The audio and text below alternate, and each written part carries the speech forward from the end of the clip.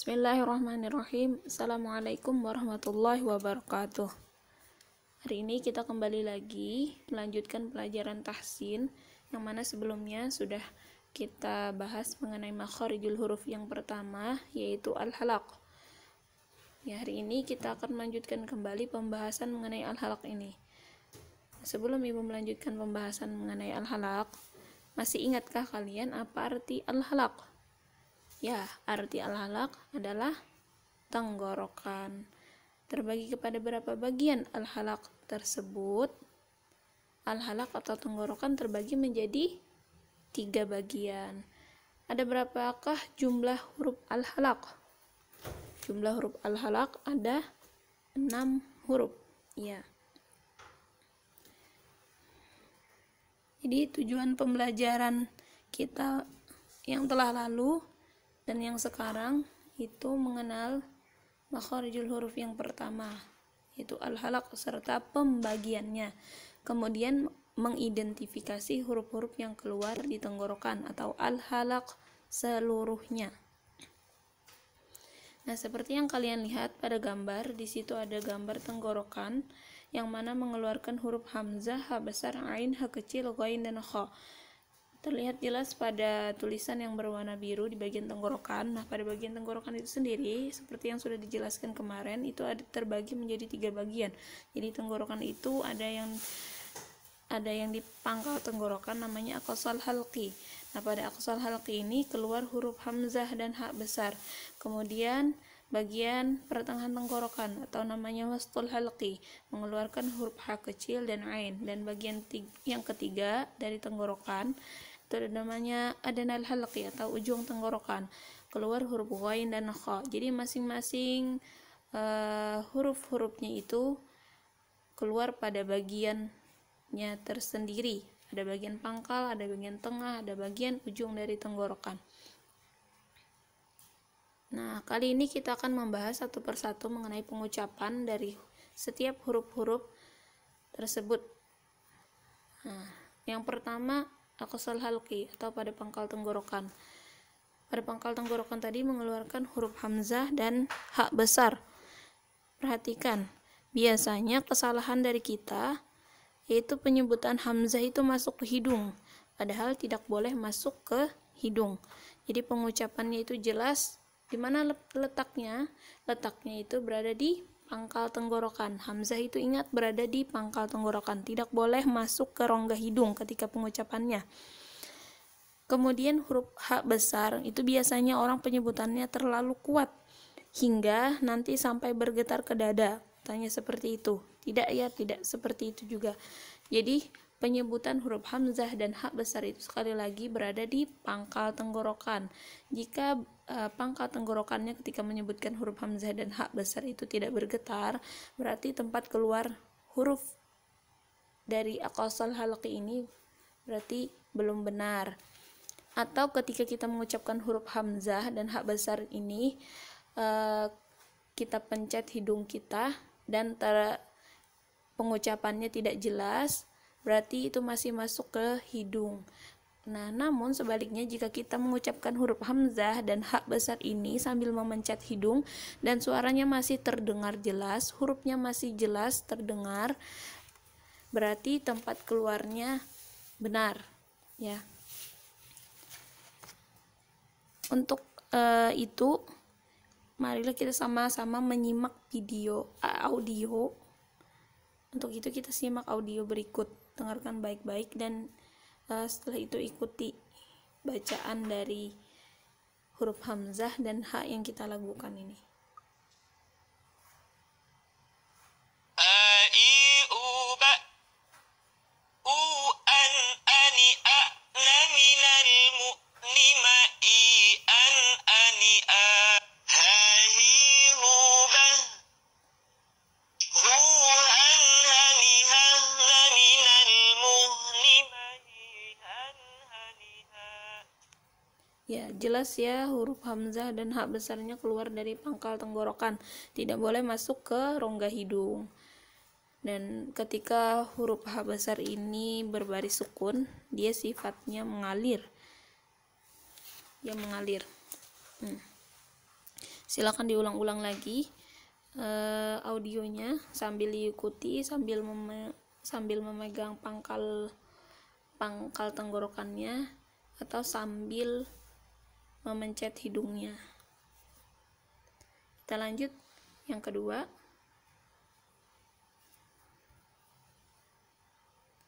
Ya, yang kedua itu ada namanya wastul halqi, bagian pertengahan dari tenggorokan. Jadi naik sedikit dari pangkal itu ada namanya tengah tenggorokan. Pada pertengahan tenggorokan ini mengeluarkan huruf ain dan ha kecil. Huruf ain dan ha kecil. Nah, kesalahan kita biasanya ketika menyebutkan huruf ain ini juga masuk ke hidung. Jadi kelihatan bunyinya itu seperti sengau. Padahal ini bunyinya jelas di tenggorokan, di pertengahan tenggorokan letaknya. Berikut akan diputar audionya, silakan dengarkan baik-baik.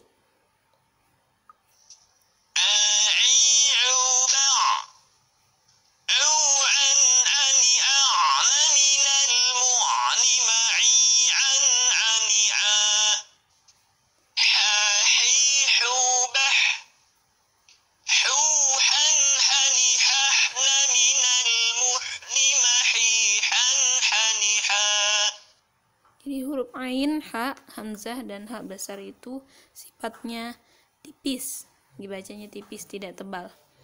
Jadi huruf ha itu hurufnya mengalir. Juga bedakan, cuman yang sering terjadi kesalahan ketika mengucapkan huruf ain itu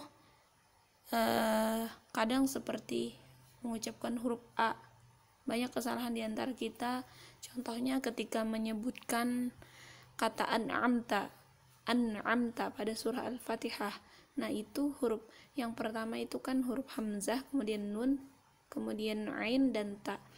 Nah, ketika menyebutkan huruf an'amta sering kita sebut dengan an'amta. Padahal huruf yang pertama itu huruf hamzah, dan yang kedua yang selanjutnya itu setelah huruf nun itu ada huruf ain, bukan huruf hamzah lagi. Nah, kita sering salah menyebutkannya, jadi disamakan. Jadi bacaannya an'amta. Padahal huruf ain dan hamzah itu tempat keluarnya memang sama di bagian tenggorokan, cuman di bagian yang berbeda. Kalau huruf hamzah itu di bagian pangkal tenggorokan, sedangkan huruf ain itu berada di pertengahan tenggorokan. Jadi dibedakan tempat keluarnya itu di bagian hamzah tadi di bagian pangkal, kemudian ain tadi di bagian pertengahan tenggorokan. Nah, itu sering salah kita ketika mengucapkan kata an'amta itu menjadi an'amta, itu salah ya. Yang benar an'amta, jadi tempat keluarnya jelas. Kemudian ketika kita mengucapkan huruf ha itu sering disamakan dengan huruf ha besar. Ha ini berada di tengah-tengah tenggorokan. Ya, sifatnya juga tipis, dan dia itu sifatnya mengalir ketika berbaris sukun ya. Tapi lebih tipis. Letaknya di pertengahan tenggorokan. Jadi bedakan huruf hamzah dengan ain, huruf ha besar dengan ha. Nah, oke, kita lanjutkan yang ketiga. Bagian tenggorokan yang ketiga itu ada namanya adanal halqi atau tenggorokan tadi mengeluarkan huruf ghain dan kha. Ya, huruf ghain dan kha ini adalah huruf yang tebal, sifatnya tebal. Ya, silakan dengarkan lagi audionya, bacaan dari huruf ghain dan kha yang kita lakukan.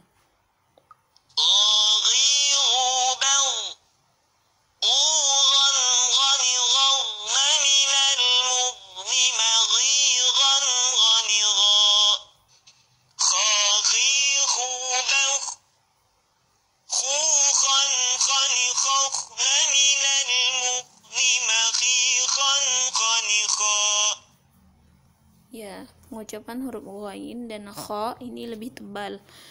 Kalau yang sebelumnya tadi huruf hamzah, ha besar, ain, ha kecil itu sifatnya tipis. Kalau ini sifatnya hurufnya tebal. Nanti akan kita pelajari pada pelajaran selanjutnya sifat-sifat huruf ya. Jadi huruf ghain dan kha tadi termasuk huruf yang tebal pengucapannya.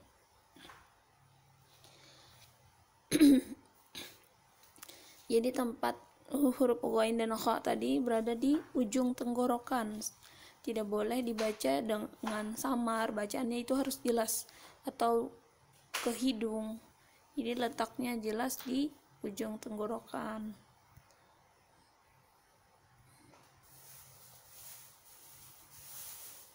Ya, kalau kita perhatikan bacaan huruf al-halaq ini dibaca secara jelas, bukan? Ya, huruf-huruf al-halaq tersebut kalau dalam pelajaran tajwid merupakan huruf-huruf izhar yang artinya dibacanya jelas. Biasanya disebut dengan izhar halqi. Bacaannya jelas berada di bagian tenggorokan. Nah, jika ada yang membaca lagunya dengan bacaan yang samar atau dengung atau masuk ke rongga hidung, maka bacaannya tidak benar ya. Nah, bagaimana caranya agar penyebutannya benar? Agar penyebutannya benar, maka kalian harus sering-sering melatih diri untuk mengucapkan huruf-huruf mulai dari hamzah, ha besar, ain, ha kecil, ghain dan kha tadi, huruf-huruf al-halaq tadi, sambil memegang bagian-bagiannya, bagian pangkal, bagian tengah, dan bagian ujung tenggorokan sambil dipegang, sambil dipencet hidungnya. Jika dirasa sudah benar tempat keluarnya, putar-putar ulang lagi sambil didengarkan bacaannya, sambil ditirukan, dan sambil latihan berulang-ulang sampai benar-benar mirip, sampai benar-benar pas tempat keluarnya ya. Oke, itu tadi pembahasan mengenai bacaan huruf-huruf dari al-halaq itu sendiri. Nah, untuk kali ini tugas kalian hanya mendengarkan lagu bacaan huruf-huruf al-halaq tadi, kemudian sampai benar-benar bisa, sampai benar-benar bagus bacaannya. Nanti pada pertemuan selanjutnya akan disetorkan bacaan dari huruf-huruf al-halaq tersebut melalui rekaman suara yang akan dikirimkan ke grup kelas ya. Sebelum itu silahkan terlebih dahulu untuk membacakan huruf-hurufnya, latihan sambil diputar-putar ulang lagu yang dibacakan tadi. Oke, demikian pembelajaran hari ini. Salah khilaf mohon maaf. Wassalamualaikum warahmatullahi wabarakatuh.